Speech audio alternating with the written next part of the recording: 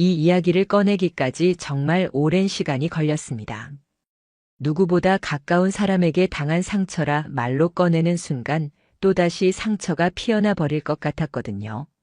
사실 이 일은 다른 사람이었다면 진작 참지 못했을 상황이었을지도 모릅니다. 하지만 저는 그저 믿으려 했습니다. 시간이 지나면 괜찮아질 것이고 일시적인 오해일 수 있다고. 그렇게 혼자 설득하며 버텼습니다. 그러나 결국 저는 제 인생에서 가장 큰 배신을 경험하게 되었습니다. 처음부터 작은 징조들이 있었습니다. 결혼 초만 해도 남편은 하루가 어떻게 지나가는지도 모르게 바쁜 사람이었지만 저녁이면 꼭 집에 들어와 함께 밥을 먹었습니다. 늦더라도 미리 전화로 양해를 구했고 주말엔 함께 장을 보거나 드라이브를 하며 시간을 보냈습니다. 그게 우리가 만들어 온 결혼 생활의 소박한 행복이었습니다. 하지만 어느 날부터인가 남편의 귀가 시간이 점점 늦어졌습니다. 오늘은 회식이 있어. 갑자기 상무님이 부르셔서 일이 생겼어. 퇴근 후 무언가 일정이 있음을 설명하는 그의 말은 현재 진행형으로 이어졌습니다. 간단한 술자리일 거라 생각했는데 늘 새벽이 다 돼서야 집에 들어왔습니다. 회사에서 중요한 프로젝트를 맡았다며 새로운 책임이 생겼다고, 그래서 회식이나 모임이 많다고 했습니다. 처음엔 그런 남편이 안쓰러웠습니다. 책임감이 강하던 사람이었으니까요. 바쁜 와중에도 제가 싸준 도시락을 챙겨가는 모습에서 여전히 저를 생각해주는 따뜻함도 느낄 수 있었습니다.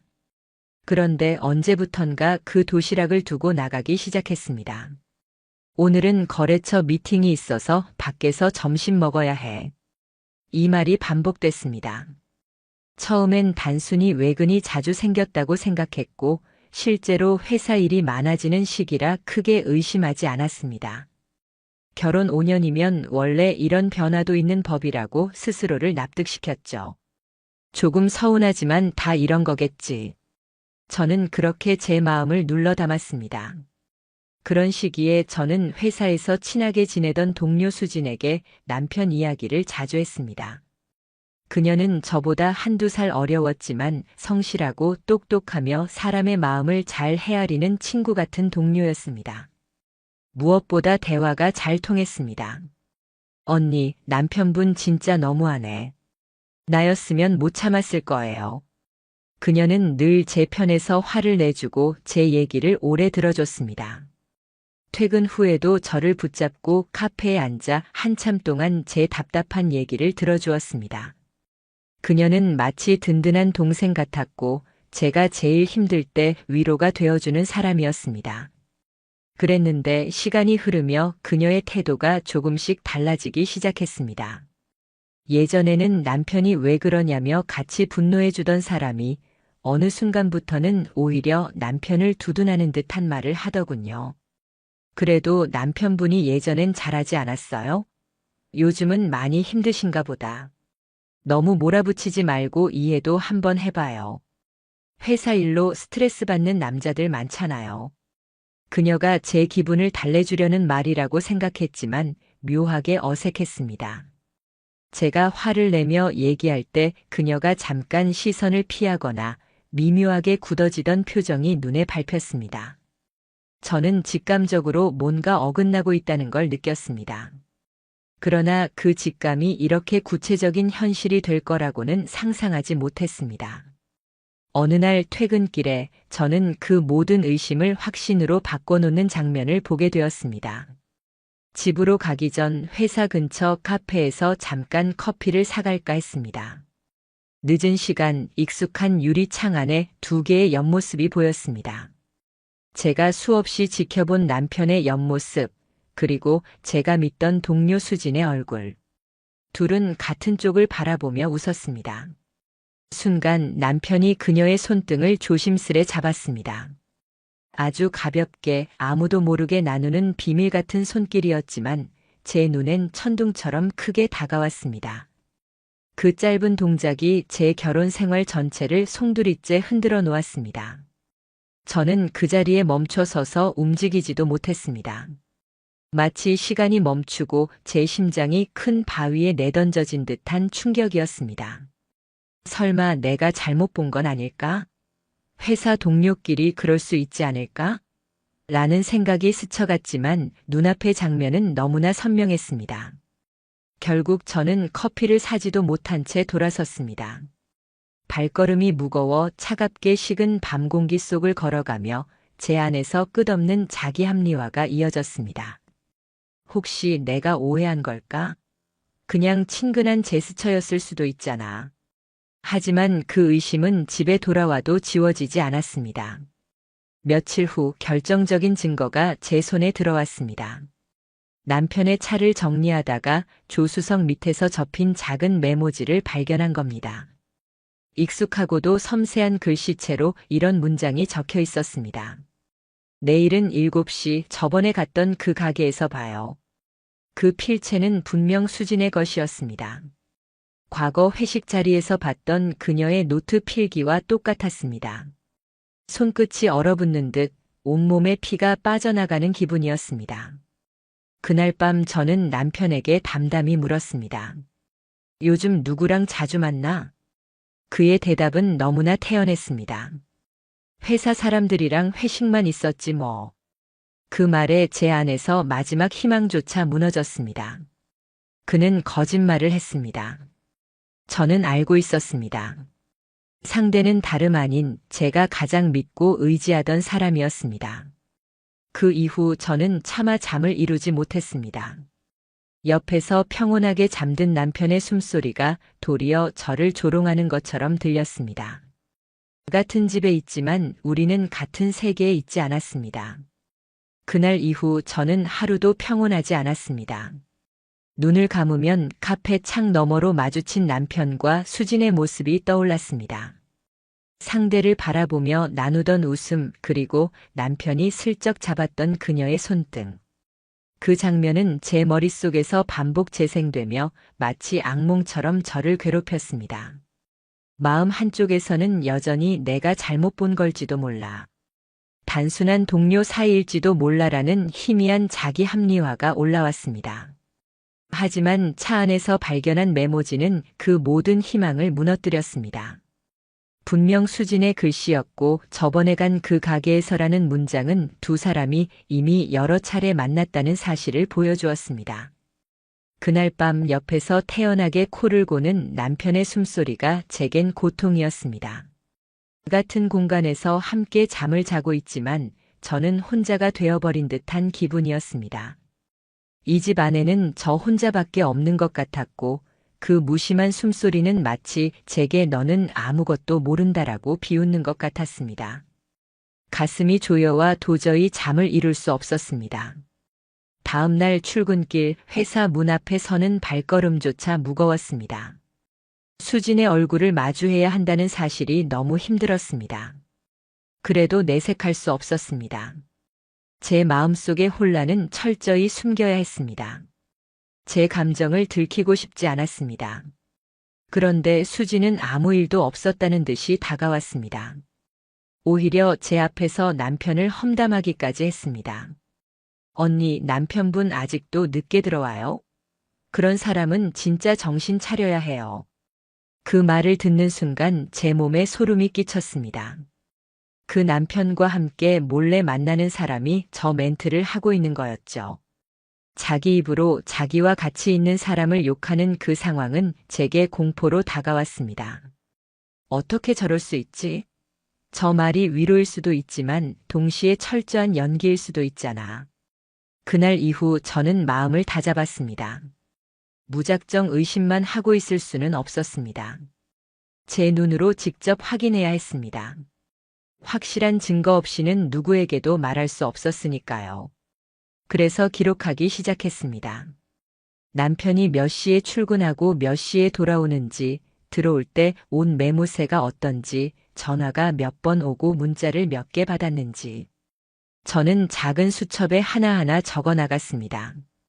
혹시라도 제가 감정적으로만 오해하는 건 아닌지 확실히 검증하고 싶었습니다. 며칠이 흐른 어느 날 남편의 셔츠에서 미묘한 향이 났습니다. 저는 바로 알아챘습니다.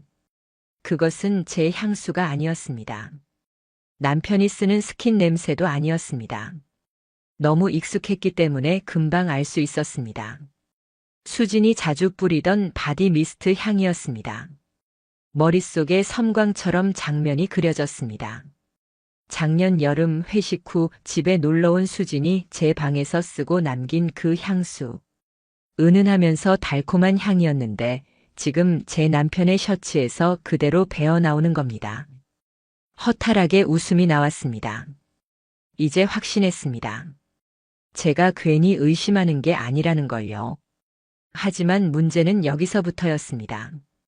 제가 확신한다고 해서 모든 게 끝나는 게 아니었습니다. 남편은 거짓말했고 수지는 교묘하게 제 곁을 맴돌았습니다. 감정적 직감만으로는 아무것도 바꿀 수 없었습니다. 저는 확실하고 부정할 수 없는 자료가 필요했습니다. 다음 날 저는 조퇴를 내고 혼자 차에 올랐습니다.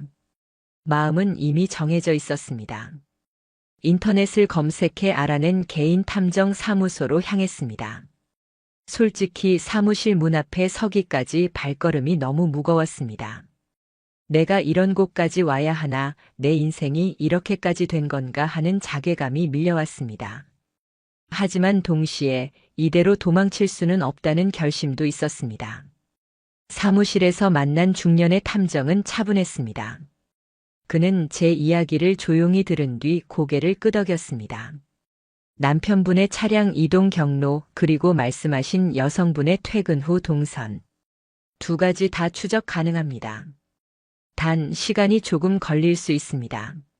저는 망설이지 않고 의뢰했습니다. 울고 싶은 마음을 억눌렀습니다. 이젠 눈물이 아니라 기록과 증거가 필요했으니까요. 며칠 뒤 첫 번째 보고서를 받는 날이 다가왔습니다. 사무실 책상 위로 놓인 갈색 봉투를 바라보는데 제 손이 덜덜 떨려 종이를 제대로 잡을 수 없었습니다. 보고서 속 사진들을 넘기는 순간 제 심장은 땅속 깊이 가라앉는 것 같았습니다. 남편과 수지는 특정 요일마다 일정하게 사라졌습니다. 퇴근 후 곧장 집으로 오는 게 아니라 도심 외곽에 있는 작은 펜션으로 향하고 있었습니다. 회사와는 아무 관련도 없는 장소, 둘만의 은밀한 공간이었습니다. 사진에는 두 사람이 나란히 차를 세우고 나란히 건물 안으로 들어가는 모습이 찍혀 있었습니다. 특히 한 장의 사진은 제 숨을 멎게 했습니다. 수진이 남편의 어깨에 머리를 기댄 채 웃고 있었습니다. 남편은 자연스럽게 그녀의 허리를 감싸 안고 있었습니다. 반듯했던 결혼 생활, 제가 버팀목이라고 생각했던 그 모든 것들이 산산조각 나는 순간이었습니다. 손끝이 시릴 만큼 보고서를 붙잡고 있으면서도 동시에 머릿속은 공허했습니다.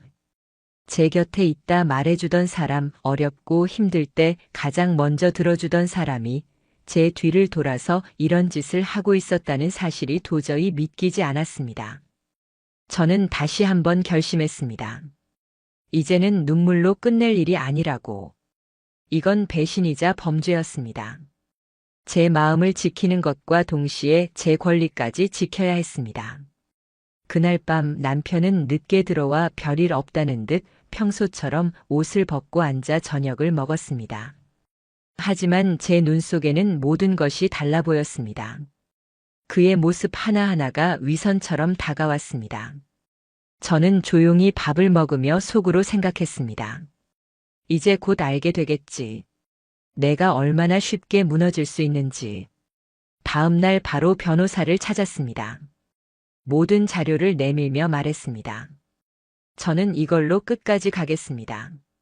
변호사는 제 말을 끝까지 들은 뒤 차분하게 답했습니다. 이 정도면 명백합니다. 부정행위로 충분히 소송 가능합니다. 위자료 청구도 확실히 승산이 있습니다. 그 말에 제 가슴 어딘가 깊은 곳에서 오랜만에 멈춰있던 숨이 터져나오는 듯 했습니다. 물론 여전히 심장은 지옥 속에 묶여 있었지만 이제라도 싸워야 한다는 용기가 조금은 생겼습니다. 내용 증명을 보낸 날 제 손은 떨려왔습니다. 하지만 그것은 두려움이 아닌 결의에서 비롯된 떨림이었습니다.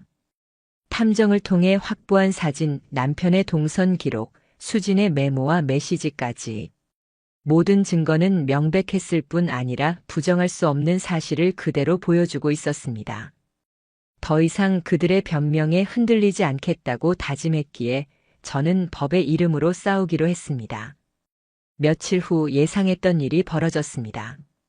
남편이 불같이 화를 내며 집으로 찾아왔습니다. 얼굴은 벌겋게 달아올라 있었고 그의 손에는 구겨진 서류가 쥐어져 있었습니다. 이게 뭐야? 이게 도대체 뭐냐고. 도대체 왜 이런 걸 보냈어? 저는 칼날 같은 웃음을 지으며 대꾸했습니다. 내가 당신한테 뭘 했는데? 도대체 누가 누구에게 이런 짓을 하고 있는 건데? 남편은 순간 말을 잃었습니다. 하지만 금세 목소리를 높였습니다. 이건 오해야. 그냥 일이 꼬여서 오해가 생긴 거야. 아무 일도 없어. 말끝은 떨리고 있었습니다. 오히려 필사적으로 변명하려는 모습은 그의 거짓말을 더 확실하게 드러냈습니다. 며칠 뒤 남편은 태도를 완전히 바꾸었습니다. 울먹이며 무릎을 꿇고 제 앞에 꽃다발을 내밀었습니다. 내가 미쳤었어. 다 끝냈어. 제발 한 번만 용서해줘. 나 아직도 너 사랑해. 그 말은 분명 듣기에는 그럴싸했습니다. 하지만 저는 너무나 차갑게 바라봤습니다. 이제는 그의 눈물이 저를 흔들지 못했습니다. 그 순간 그가 흘리는 눈물이 저를 향한 것인지 아니면 자신이 잃어버리게 될 지위와 삶을 향한 건지 알 수 없었으니까요. 그리고 무엇보다 그가 말하는 끝났다는 말은 제가 증거를 들이대고 법적 조치를 취하겠다고 선언한 바로 직후에 나온 말이었습니다. 진실한 후회라기보다는 코너에 몰린 사람의 궁색한 변명에 불과했습니다. 저는 아무 말도 하지 않고 그는 건네준 꽃을 쓰레기통에 버렸습니다. 그 꽃은 마치 이 결혼 생활의 초라한 결말을 상징하는 것 같았습니다. 하지만 남편의 집착은 거기서 끝나지 않았습니다. 회사 앞에서 기다렸다 갑자기 저를 불러 세우기도 했고 심지어 제 부모님께 전화를 걸어 제 편을 들어달라고 애원했습니다. 딸이 너무 예민해서 그래요. 요즘 이런 일 한 번쯤은 있을 수 있잖아요. 그러다 다시 잘 살 수도 있는 거고. 그 말에 부모님은 경악했습니다. 제 부모님 앞에서까지 그렇게 뻔뻔한 변명을 늘어놓으며 저를 설득하려 했습니다. 하지만 저는 단호했습니다. 그가 가볍게 넘기려는 그 한 번쯤의 일탈이 제 인생을 뿌리째 흔들어버린 사건임을 저는 너무나 잘 알고 있었습니다. 결혼 생활은 신뢰 위에서만 유지됩니다. 한번 허물어진 신뢰는 결코 다시 세울 수 없었습니다. 그 무렵 수진 역시 본색을 드러내기 시작했습니다. 처음에는 침묵하던 그녀였지만 곧장 회사 안에서 본격적으로 저에 대해 말을 퍼뜨리기 시작했습니다. 그 언니가 원래 좀 예민했잖아요. 남편분도 솔직히 힘들었다고 하더라고요. 둘이 이미 오래전부터 사이가 안 좋았다잖아요. 남편이 외로워서 그런 거라던데요. 그녀는 교묘하게 자신을 피해자가 아닌 이유 있는 가해자로 만들고 싶었던 겁니다. 듣는 이들로 하여금 문제는 부정을 저지른 것이 아니라 제가 결혼 생활을 엉망으로 만들었기 때문에 남편이 어쩔 수 없이 다른 길을 찾은 것처럼 보이게 하려 했습니다. 저는 그 말을 전해 듣는 순간 치가 떨렸습니다. 어떻게 이토록 뻔뻔해질 수 있을까? 제가 믿고 의지했던 시간들이 송두리째 조롱당하는 것 같았습니다. 저는 다시 행동에 나섰습니다. 회사 인사팀을 공식적으로 찾아가 수진과의 근무상 문제를 상담했고 더 이상 그와 같은 공간에 머물 수 없음을 분명히 밝혔습니다. 그와 동시에 제 변호사를 통해 수진에게 명예훼손 경고장을 보냈습니다. 피해자를 가해자로 몰아가는 발언은 명백한 2차 가해 행위입니다. 이 사실이 반복될 경우 법적 책임을 강력히 묻겠습니다. 그 문서가 전달되자 수진은 마치 찬물을 뒤집어 쓴 듯 조용해졌습니다. 동료들 앞에서의 험담도 뚝 끊겼습니다. 그러나 이미 회사 안에는 소문이 퍼졌고 사람들의 시선은 차갑게 저를 향해 있었습니다. 마치 제가 문제를 키운 사람인 것처럼 말입니다. 하지만 저는 더 이상 흔들리지 않았습니다. 그 무엇보다 증거와 기록, 그리고 법이 제 편이라는 사실을 알고 있었으니까요. 한편 남편은 체면이 무너지고 있었습니다. 회사에 이혼 소송 중이라는 이야기가 퍼지자 그의 상사는 개인 문제로 조직 분위기를 흐리지 말라며 강하게 문책했습니다. 그가 거래처 담당으로 나간 자리에서 신뢰가 흔들린다는 이야기도 들려왔습니다. 결국 회식 자리에도 나오지 못하고 회사 안에서 점점 고립되어 갔다는 소문을 들었습니다. 그럴수록 그는 저에게 끊임없이 문자를 보냈습니다. 정말 잘못했어. 제발 이혼만은 하지 말자. 나 아직도 너 사랑해. 하지만 아이러니하게도 그런 말을 보내면서도 수진과의 관계를 완전히 끊지 못했습니다. 탐정이 넘긴 추가 자료 중 일부에서는 그가 이미 내용 증명을 받은 이후에도 은밀히 그녀와 연락을 이어간 정황이 담겨 있었습니다. 가끔은 밤늦게 주고받은 문자 내역이 증거로 첨부되기도 했습니다. 저는 사진 속 두 사람의 그림자를 다시 마주하며 확신했습니다. 이것은 단순한 일탈이나 순간의 감정이 아니었습니다. 그들에겐 죄의식조차 없었습니다. 습관처럼 비밀을 만들고 자기 합리화 속에 서로를 용납하고 있었습니다. 저는 마음을 다잡았습니다. 더 이상 절망에 빠지지 않기로. 제게 남은 일은 끝까지 싸워서 제 삶을 되찾는 것뿐이었습니다. 변호사는 소송이 길어질 수 있다고 했습니다. 그러나 제가 제출한 증거들은 매우 명확했기에 조정 절차 없이 곧바로 본안 판결로 갈 가능성이 높다고 말했습니다. 저는 수진에게 3천만 원의 위자료를 청구했습니다. 그녀의 변호인은 과하다, 이건 감정적 보복성 요구다라며 감액을 주장했습니다. 그러나 저는 물러서지 않았습니다. 저 여자는 제 인생에 칼을 꽂은 사람입니다. 제가 받은 정신적 피해는 이 금액으로도 감당되지 않습니다. 단호한 제 목소리는 이전의 나약한 저와는 완전히 달랐습니다. 제가 지켜야 할 건 단순히 금전적인 보상이 아니라 제가 받은 상처가 결코 가벼운 것이 아니라는 절대적인 사실이었습니다. 재판은 끝내 제 손을 들어주었습니다. 법원은 2,500만 원 지급 판결을 내렸습니다. 판사의 목소리가 법정 안에 울릴 때 저는 숨을 내쉴 수 있었습니다. 긴 싸움이었지만 결국 진실은 밝혀졌습니다. 그 직후 수진은 회사에서도 징계를 받았습니다. 제가 공식적으로 제기했던 2차 가해 문제로 인해 징계성 전보가 내려져 결국 다른 지역지사로 발령이 났다는 것이었습니다. 동료 중 일부는 그녀가 업무 능력은 있었다며 아쉬움을 표했지만 저는 속으로 알았습니다. 이제야 조금은 정의가 이루어지고 있다고. 남편 역시 직장 내 이미지에 치명타를 맞았습니다. 신뢰가 무너진 그는 결국 스스로 부서를 옮겼다는 얘기를 들었습니다. 더는 저에게 연락하지 않고 있지만 제게는 더 이상 아무런 의미가 없었습니다. 그는 이미 저의 삶에서 철저히 지워진 존재였으니까요.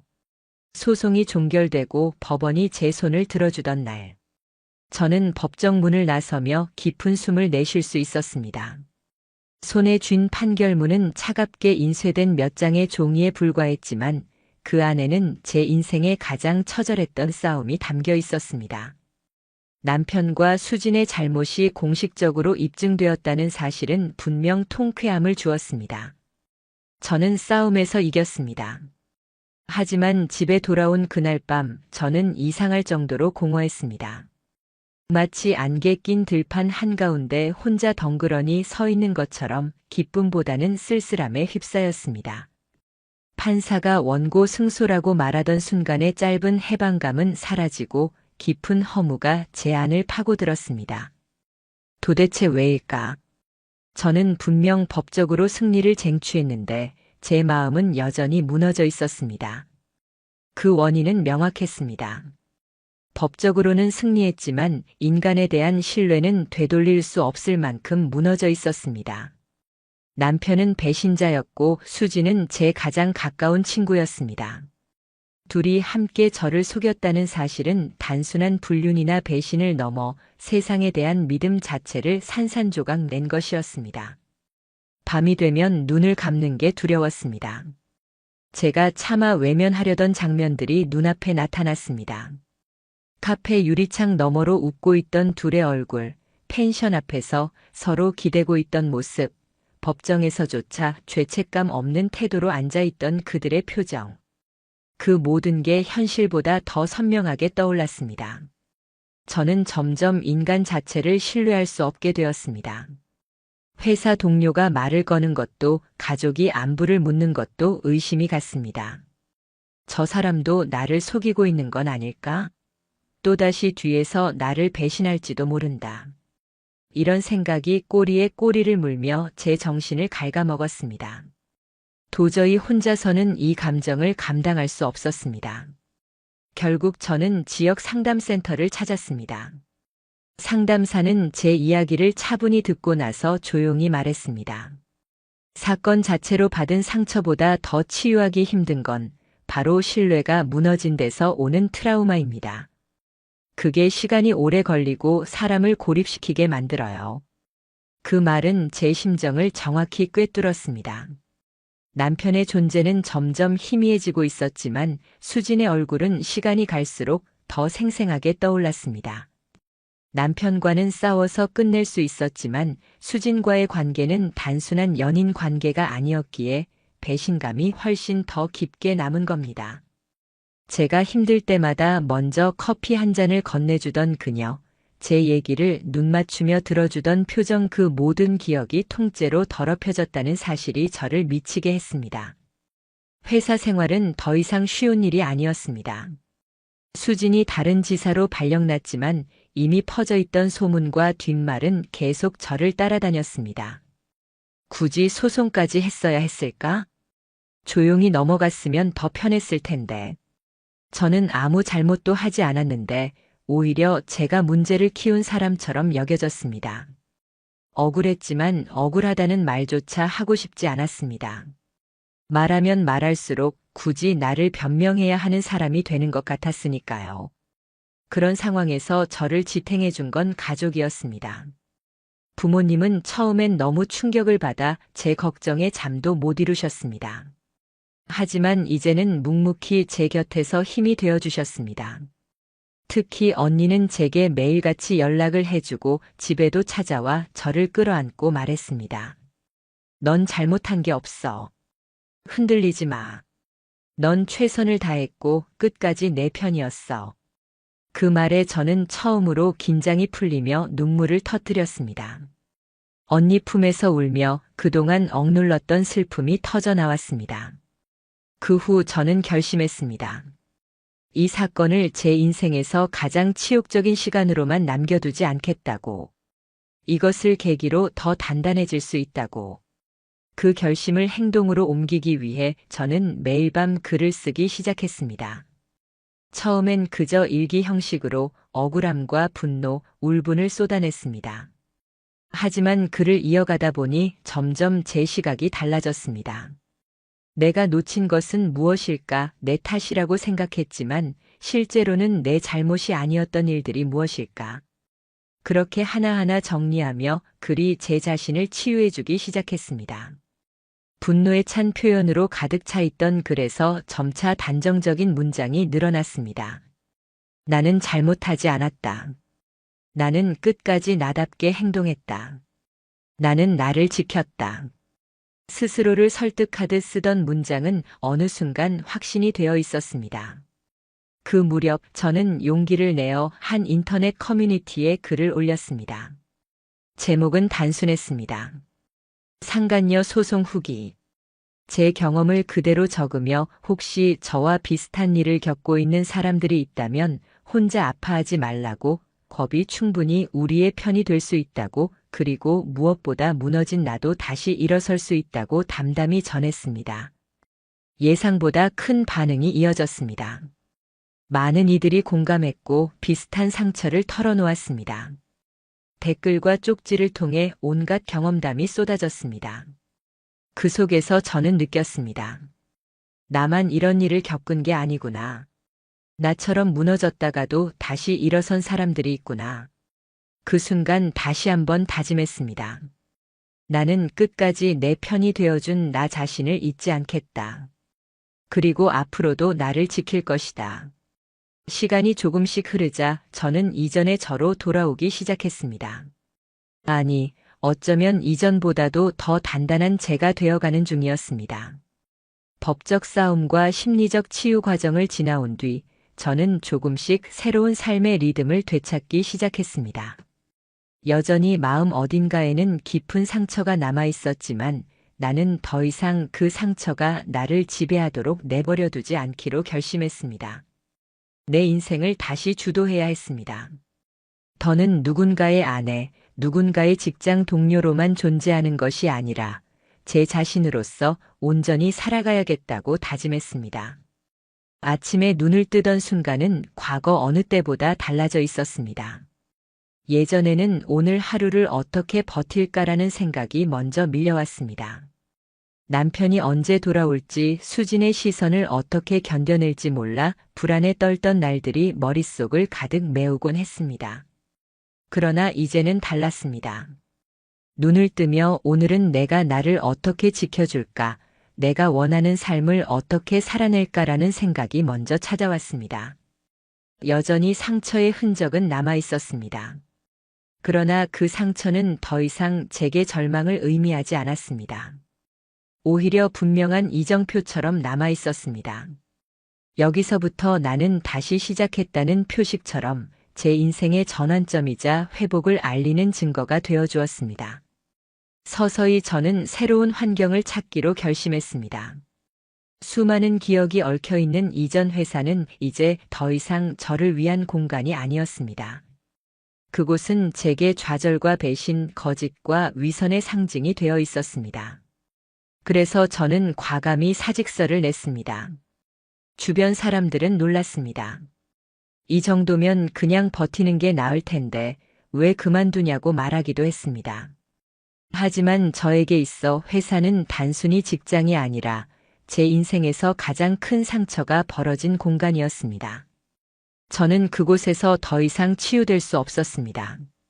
새로운 터전, 새로운 환경이 필요했습니다. 아쉬움은 하나도 없었습니다. 오히려 홀가분했습니다. 잠시 공백기를 가진 뒤 저는 다른 회사에 취직했습니다. 연봉은 예전보다 낮았지만 이상하게도 그게 전혀 신경 쓰이지 않았습니다. 그곳은 사람을 단순히 숫자로만 평가하지 않는 곳이었습니다. 서로 존중하며 협력하는 분위기, 작은 대화에서도 따뜻함이 느껴지는 공간이었습니다. 저는 오랜만에 직장에서 편안히 숨을 쉴 수 있었습니다. 한 번은 회식 자리에서 팀장님이 조용히 제게 물었습니다. 예전 직장에서 무슨 일이 있었던 건가요? 인사 기록에 사유 비공개라고만 되어 있더군요. 저는 잠시 웃으며 말했습니다. 그냥 인생 공부 좀 했습니다. 그 한마디로 충분했습니다. 더 이상 제 과거를 길게 설명할 필요도 없었고 변명하거나 억울함을 토로할 이유도 없었습니다. 저는 이미 제 과거를 제 것으로 만들었으니까요. 새로운 직장에 적응하며 저는 더욱 단단해져 갔습니다. 인간은 누구나 실수하고 무너질 수 있지만 다시 일어서 선택하는 인생은 전적으로 본인에게 달려있다는 사실을 깨달았습니다. 그러던 어느 날 우연히 SNS에서 수진의 이름을 보게 되었습니다. 그녀는 작은 프랜차이즈 샌드위치 가게를 창업했다고 홍보 중이었습니다. 사진 속 그녀는 여전히 웃고 있었지만 그 웃음 뒤의 허상을 저는 너무나 잘 알았습니다. 리뷰를 스쳐 내려가던 제 눈에 한 줄의 댓글이 들어왔습니다. 사장님, 예전 직장 내 문제로 기사 났던 분 맞죠? 그때 피해자분은 잘 지내시나요? 저는 핸드폰을 내려놓고 조용히 미소 지었습니다. 누군가는 아직 그녀의 과거를 기억하고 있었습니다. 그 기억은 그렇게 쉽게 지워지지 않을 겁니다.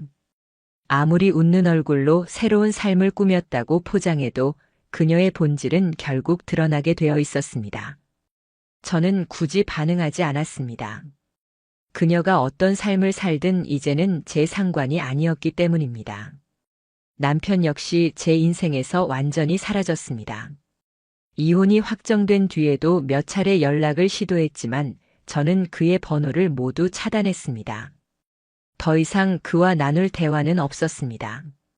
제가 전해 들은 마지막 소식은 그가 고향 근처의 작은 인쇄소에서 아르바이트를 하고 있다는 이야기였습니다. 혼자서 원룸에서 지내며 누구와도 어울리지 않고 고립된 삶을 살고 있다고 했습니다. 아마 본인조차 자기 삶에 실망하며 지내고 있을 겁니다. 하지만 이제 그런 정보조차도 제게 큰 의미는 없었습니다. 그가 어떻게 살든 그건 그의 인생 문제였으니까요. 저는 마침내 깨달았습니다. 제가 했던 상간녀 소송과 이혼 소송은 단순한 복수가 아니었습니다. 그것은 제 권리, 제 존엄을 되찾기 위한 싸움이었습니다. 저는 단 한 발도 물러서지 않고 끝까지 싸웠고 결국 이겼습니다. 돌이켜보면 돈 몇 푼의 문제가 아니었습니다. 그것은 제 인생의 방향과 자존심에 관한 문제였습니다. 판결문에 적힌 문장은 단순히 법적 결과가 아니었습니다. 그것은 제게 이렇게 말해주는 선언이었습니다. 당신이 겪은 고통은 실제이며 당신이 싸운 이유는 정당하다.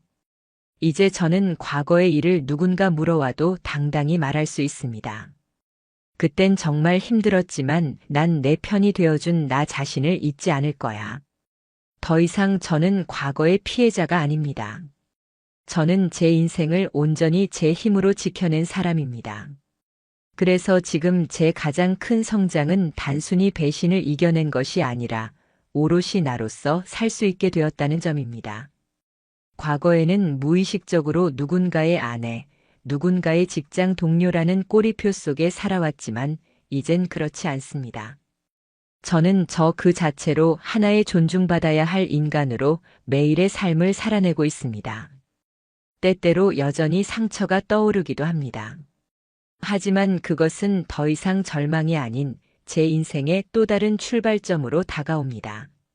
상처는 결코 지워지지 않지만 그 상처를 끌어안고 다시 걸어 나갈 수 있습니다. 바로 그것이 제 성장이자 제 자유입니다. 그리고 저는 믿습니다. 앞으로 누구를 만나든 어떤 환경에 놓이든 저는 결코 예전처럼 무너지는 사람으로 머무르지 않을 것이라는 걸. 저는 저를 지켜냈고 앞으로도 지켜낼 것이기 때문입니다.